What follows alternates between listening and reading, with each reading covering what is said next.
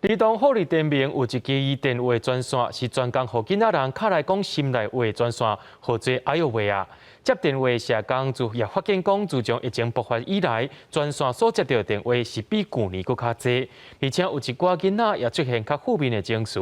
也显示讲在这段期间，伫咧厝内面学习的心理变化。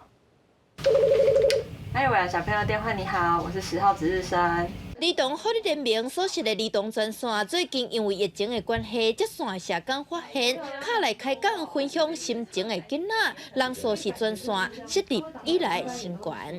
其实我们从5、6月来看，如果跟去年相较电话量的那个通数，其实5月份这个1318通是跟过往来相较，其实是非常突出一个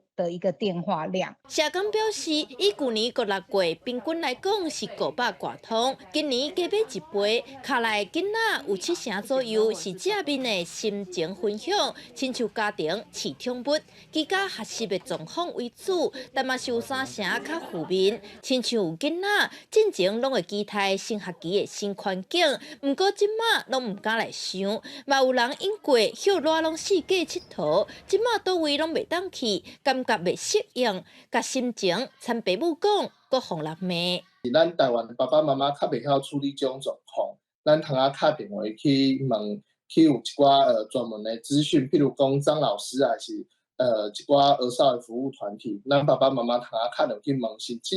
鼓励咱的囡仔讲，你通打电话去遮专业的单位。戴小明表示，亲像法国就是有囡仔甲大人的免费咨询服务，互父母做伙参与咨商，透过专家牵线引导亲子了解相处的问题，嘛建议会当找别个家庭老师互相探讨教育的方式，利用线顶视讯、电话咨询，拢是提升亲子之间做伙了解进步的好机会。记者陈阿文刘水采访报道。